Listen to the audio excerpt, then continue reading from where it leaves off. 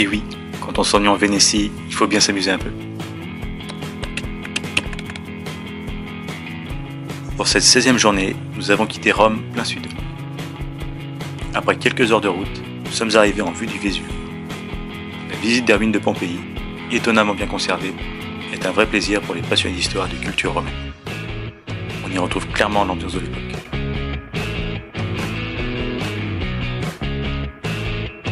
Après cette visite, nous avons décidé de suivre une route soi-disant intéressante pour les motards, la Côte Amalfitaine.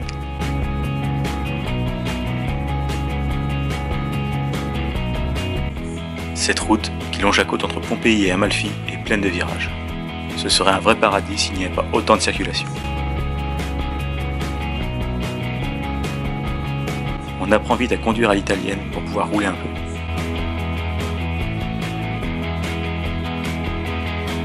Mais on se retrouve rapidement bloqué derrière un camion ou un car qu'il faut dépasser dès qu'on le peut, peu importe ce qu'on trouve sur la route.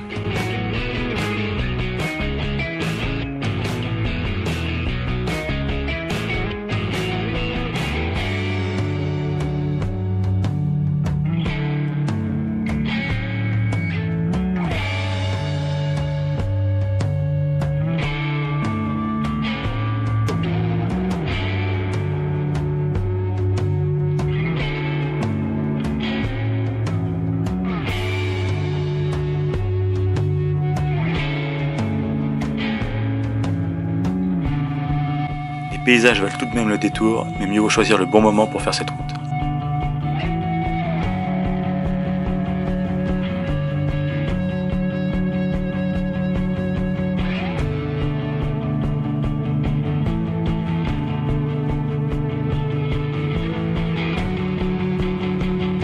Retour à Pompéi en cette fin de journée pour y passer la nuit.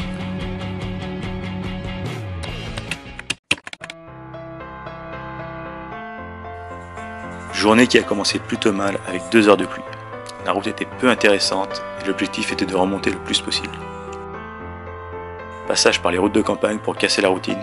Malheureusement, les axes secondaires italiens sont très abîmés.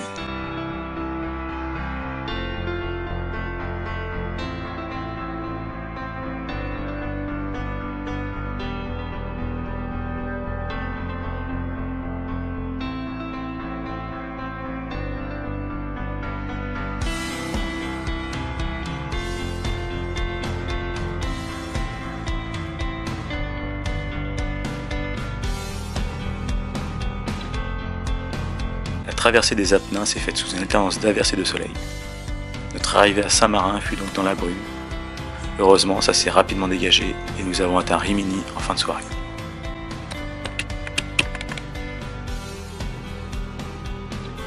L'hôtel étant en bord de plage, baignade obligatoire pour commencer cette journée avant de prendre la route dans les marais d'Émilie-Romagne et de Vénétie. Ligne droite dans les marais. Ligne droite dans les marais. Et ligne droite dans les marais. D'où notre petit jeu en début de vidéo. Nous sommes finalement arrivés dans la belle Venise. Les rues très étroites, les ponts sur les canaux, les gondoles, la lagune et cette vue imprenable sur toute la ville depuis le campanile de San Marco sont vraiment immanquables. Une ville qu'il faut absolument découvrir.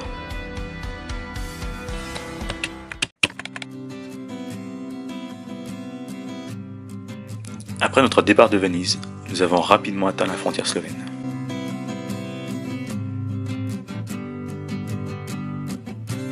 La Slovénie est un pays vraiment fabuleux avec son enchaînement de montagnes, de rivières et de forêts.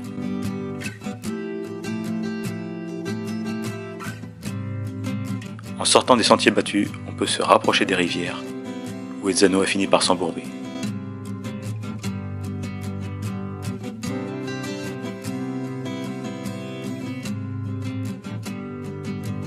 Après être sorti du sable, montée du col de Verzic, où, d'épingle en épingle, avec une petite averse, nous avons finalement atteint le col à 1611 mètres d'altitude.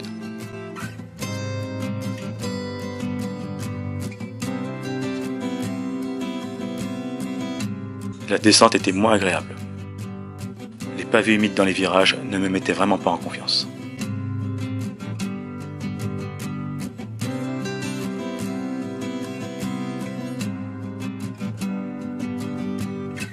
Petit détour par le lac de Bled pour admirer ses eaux transparentes avant de continuer notre route jusqu'à Postojna.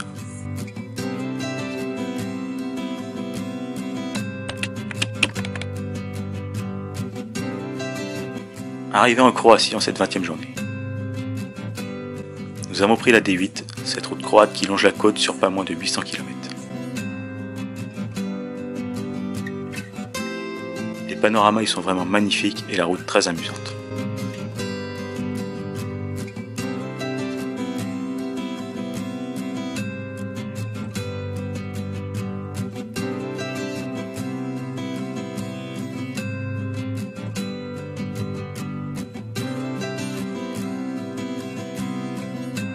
Nous avons même trouvé un pilote de Harley pour jouer un peu à des vitesses peu légales. On ne pensait pas possible de rouler aussi vite en Harley. Après plusieurs centaines de kilomètres sur cette route, nous avons fait étape à Trogir, dans un camping en port de mer. Petite baignade pour se détendre de cette journée. On en est au cœur du voyage, avec 7700 km parcourus et 128 heures de moto. N'hésitez pas à commenter, regarder mes précédentes vidéos et vous abonner.